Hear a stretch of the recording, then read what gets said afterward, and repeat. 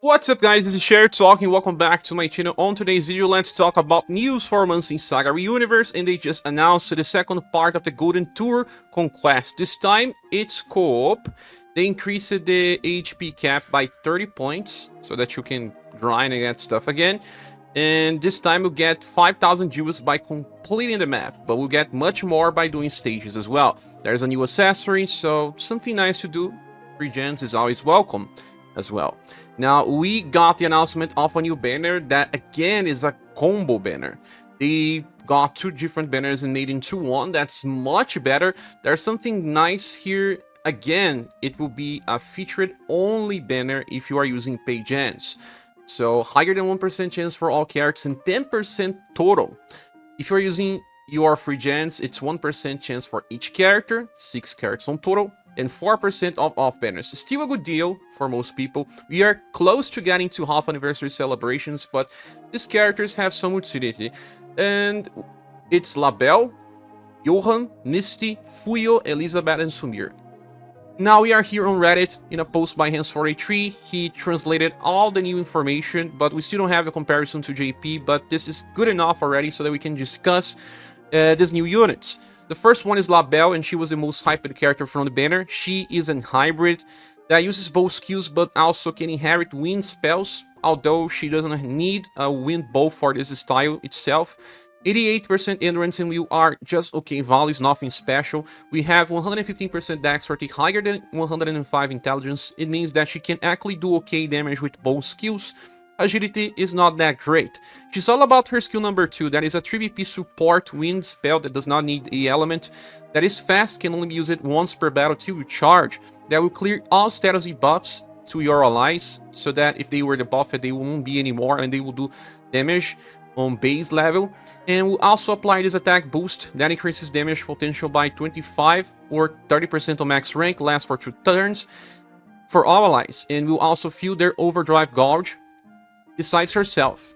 This is made for characters that are very strong on overdrive, like the latest creator, also the latest Bunny Rock Bouquet, Orlette, and many future units will be released and they will get additional attacks on overdrive that will be very strong. So, depending on the characters that you are bringing in your party, she will make them much better.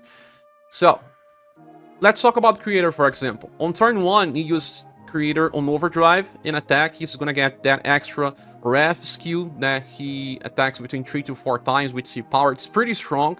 He also gets stronger the more he attacks. He triggers his action switches, and then in that same turn you use this skill. You're gonna get everyone else in overdrive, and they will already be able to use overdrive on turn 2, including creator. That will do a lot of damage again. So this is her selling point, the main skill that makes the character work. And she can recharge the skill in 2 different ways. First of them is multiply of 5 turns. And in those multiply of 5 turns, she also recovers 3 BP to have enough to just use that skill again without having to care about her generation. And by using skill number 3, that is also a very good skill that has triple S power, pierce and cold damage, clear all ailments, and will buff your ailment resistance by very large effect. That is a very good buff because this cannot be removed by the enemy, especially in fights versus Time Lord on stage 180. This will prove to be useful. But how Labelle works? She also recovers HP of all surviving allies by around 250 when attacking. She also recovers the usage of skill number 2 when she uses SS3. We already discussed it.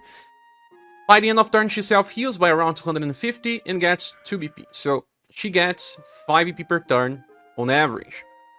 Besides that extra 3 BP every 5 turns. And he has intrinsic bow 4, so 20% damage increase, 40% damage reduction when resisting, and 37% chance to evade resist attacks. So you have to be careful when equipping her.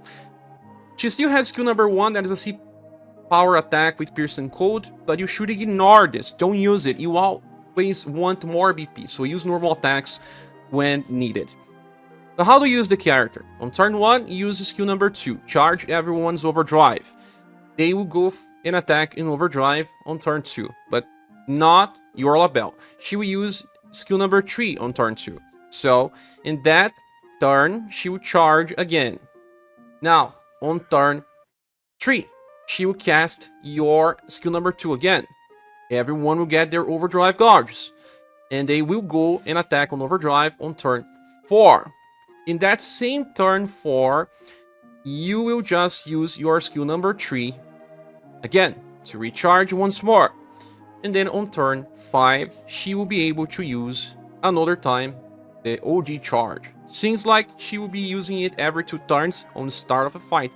After some passing of turns, she won't have enough BP, we'll have to skip more, unless you have BP generation, people like Valdor, maybe Now's daughter will help enough. But the character is interesting, brings a new type of mechanic that you may not see the full potential now, but you see later when we get stronger overdrive attacks, especially after half anniversary. Right now, I believe people would say that she's a triple S grade, but eventually will be perceived as an OP grade based on how much she brings into damage and utility based on future releases. Now, moving on, we have Misty, that is a very strange character. She tries to bring a little bit of her first style with more damage. She gets 15% increase in damage at all times, then 30% increase when attacking weak targets. That is 45%, right? She has 2 different heat-ups. One that triggers every turn 5 times. Another one that triggers only on odd turns. So a total of 100% heat-ups that you have on max only on turn 10. And then she also grants defense up 5 times on even turns. Takes too much time to charge. And she applies self-defense down. Small for 2 turns, and this even stacks. She would take lots of physical damage on the start of a fight. But she eventually reaches 100 heat up and 45% damage increase. It's not as big as we could have get. Recently, characters can do much more damage. But she does apply this funny thing here, called it Thoughts of Adversity, to the party. When your characters are not on full HP and they attack, they will buff Agility, Intelligence, Love, and Charisma by 15%. This could seem interesting, guys, but we have buffers now. They are on other levels. They offer defense boosts, they offer other additional effects, and, well, it's still gimmick. If you're not on full HP, you're not gonna get this. She wants to fix this by hurting the party. She's not that fast, but 110% is good enough if she uses her skill number 1. That's a B-power 1 BP skill with Blunt and Slash. She hurts 5% of all surviving allies, besides herself, HP. So they won't be on full, and when they attack, they get this buff. It should have been much higher, because of the risk being high. 5% damage will be around 130s or more. Well, can be enough to kill you. I remember surviving nukes with just 100 HP. At least she gets 1 BP by the turn of ends, and another one when landing weak attacks. And she still has skill number 2, that is a 8-power attack with Blunt and Shadow, and there is a chance to debuff STR and agility of the enemy by 15%. This is made for enemies that uses martial arts skills, so that you will decrease the damage and accuracy. And skill number 3 is a double S power attack that grants herself a defense boost of large effect that stack, and decreases her damage taken by 35%. So, it's a way to keep her alive on the first turns. Eventually she will not need this help, so you can kind of cycle skill number 1 and debuff or inheritance with her skill that hits 2 times or 1 time from the first style. But I just don't think that this changes the way we play the game. If you like the character, it's okay. There's way too many risks for low payoff, in my opinion. I'm thinking of giving just a standard SS grade, but that's my first impression. What do you think? Please say here in the comment section so I can decide before doing the full review. The next character is Johan with a Suur this time. He has 120% STR, that's just good, 105% agility, and all the other status are just on the averages. His endurance and will are pretty bad, he gonna take lots of damage. He tries to fix this by entering stealth stance, that will draw less enemy attacks, lasts for 4 turns and stacks, and buffs his own STR and agility by 20% by the start of turn, so even before he attacks. And by the end of a turn, if no damage was taken, he will enter an energy charge stance that will activate Twin Spartan, that is Blood Rage Plus. This is a triple S power attack with Slash and Shadow that tries to debuff the enemy endurance, hence why he has some intelligence, but this is not good enough, he will fail to debuff most of the time. But in this case, if he charges the next turn, he won't be able to use anything else, it's just a free attack, that's pretty strong. Then if he's on full HP, his attack increases by 30% and he has a 50% chance to evade all enemy attacks, another 25% chance to evade all enemy attacks, and 30% damage increase at all times. So a max of 60% damage increase, buffing STR and agility every turn. It's good because he can inherit martial arts skills, and well, the chances to evade, but no damage reduction, guys. No damage reduction.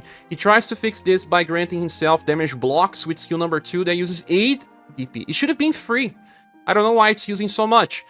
And since you can only use it 2 times, then 4 damage blocks, depending on a boss, it can be gone in 1 turn, or maybe 2 turns, depending. But he recovers HP by very large, that would be at least 1.8k. If he was not on full HP, then he probably will be to get that passive working. But again, guys, just 60% damage increase for situational levels. Why? Then it's just 2 users. Eventually, you will not have your damage blocks anymore, and you have to rely on your evasions. Skill number 1 is a single target attack with slash and pierce that also grants him an extra order increase. That just makes him even faster without caring about agility if the enemy removes your buffs. And skill number 3 is a triple S attack with just slash that tries to apply unconsciousness. So this guy here is really gimmick. High risks, low payoff. Should have been higher damage, should have been easier to use. Now, you open the fight with your second skill, and then you will get your 4 damage blocks. Nice, you get the extra energy charge on the second turn to use 2 attacks with triple S power. Then, on turn 3, you use your skill number 2 again, you have enough BP to that, and you get your energy charge by the end of turn if you don't get hit more than 4 times, and then you get your double twin Spartan. Then what? What this guy is gonna do? Try to evade.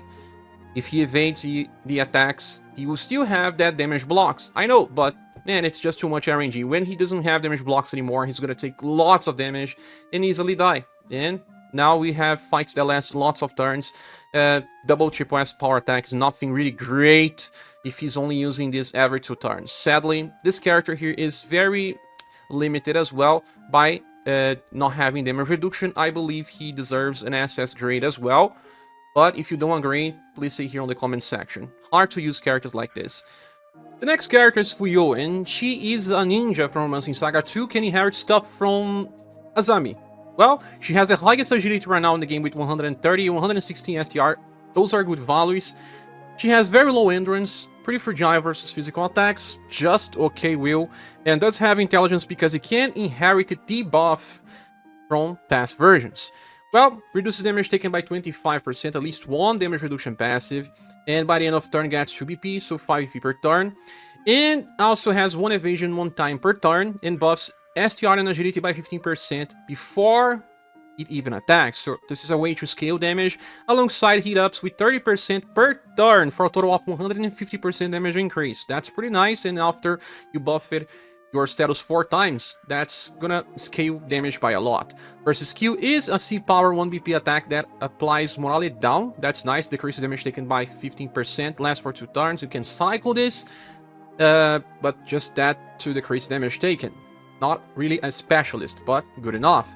The second skill is the selling point of the character. For 7 BP, you will cast this passive on your whole party. This grants Weakening 3. All your characters will have 25% chance to apply STR and Dexterity debuff.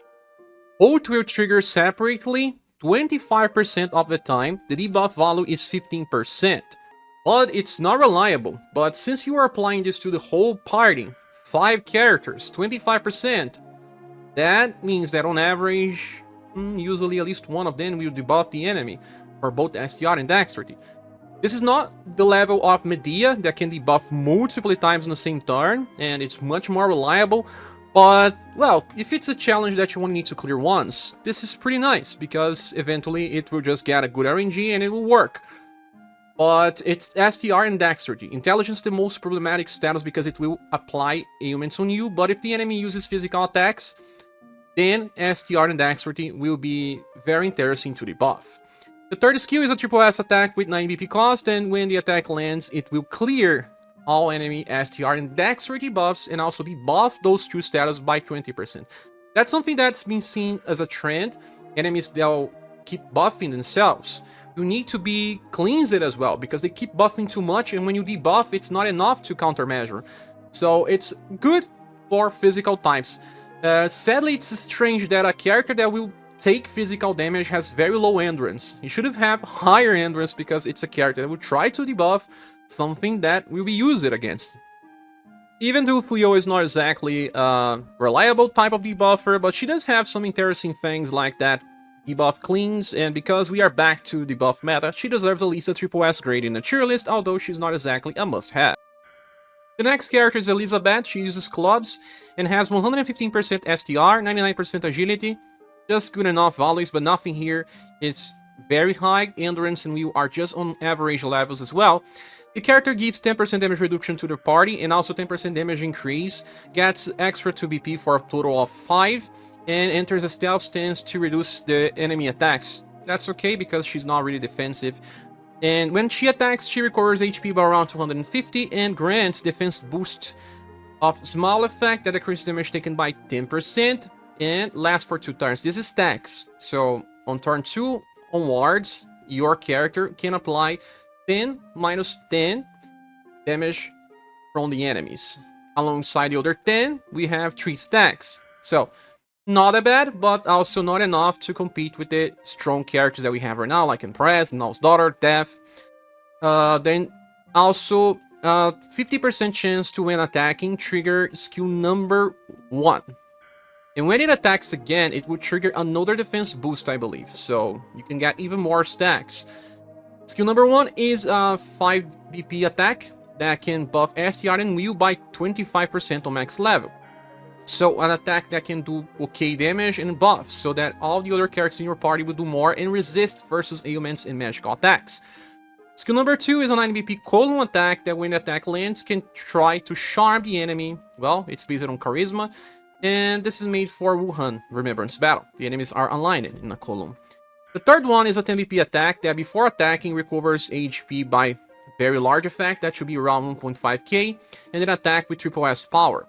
Well, the character itself does not do much damage. We have intrinsic that I forgot to say that has a 20% increase, then we have this 10% increase for only 30, but it does have good enough resistance via intrinsic, also chance to evade, and will help the party with that defense boost and STR and will buffs.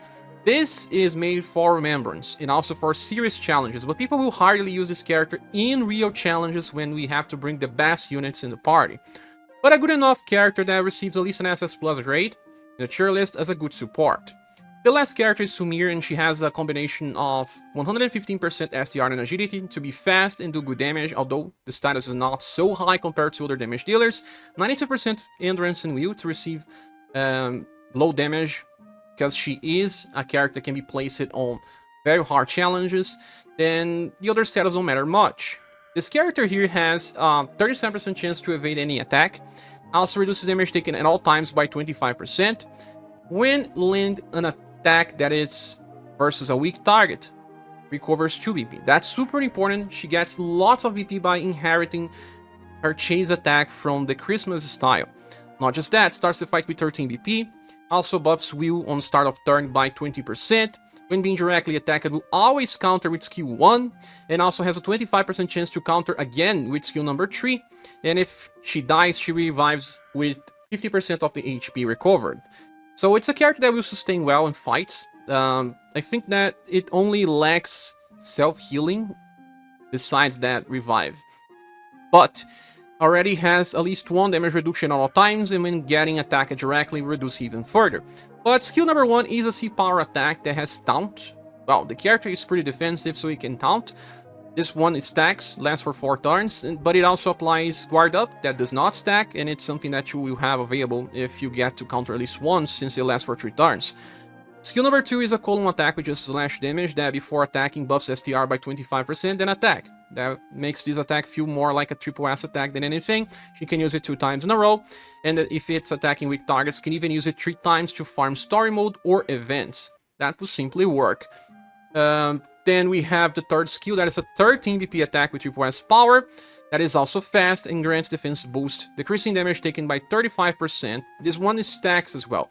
So if you counter too much, you're gonna trigger lots of large defense boosts to reduce damage taken by very big amounts. But if you inherit her chase and keeps attacking weak targets, you're gonna recover so much BP that you can keep using this skill to taunt the enemy, reduce damage taken, and still act as a nuker. People will still prefer to use the Christmas style for full damage setups if you don't need the extra resistance, but if you need the extra resistance, this version will work just fine. But I don't believe it's just a good style to pull without inheritance. Without inheritance, it's very limited, it's just for farming, and could work for when you need to counter, but slash counters are actually very common to get even more. So the character by itself will receive an SS plus grade. With inheritance, it becomes OP tier. That's just a very big difference because the other Sumir is already OP as well. With all that said, this banner is okay. Labelle is the prize, and I could say that this Sumir is also very nice for those people that have the Christmas style. Then I could say that Fuyo is nice as well. The other styles are really not that great. Elizabette's nice to have, but nothing here is must have or will improve your account too much. So because it's a 10% banner, I have to say that it's okay to pull till you get some stuff and then you drop, much like with the latest banner with Noel's daughter. But anniversary is coming, and if you want to save or wait 1 week till you decide, you can. Especially if you don't have at least 40,000 gens. So, Conquest is coming, you can recharge some of your gens, just like Spiral is also resetting pretty soon. I probably will pull on this banner, but not on release date, because I really want this Labelle. I really like the idea of building up Overdrive with the future releases. I'm thinking about giving this banner a silver award. I think it's a very well-deserved prize, but you can also skip. I can say that this is just another type of mechanic, and it's not mandatory to clear content in the future. But it does help. She's useful for when you need to do lots and lots of damage pretty fast, much like in Spiral 180. So decide upon this. This is my opinion. What is yours? Please share here on the comment section. Thank you so much for watching. Please subscribe if you haven't, and I hope to see you soon in the next video or live stream.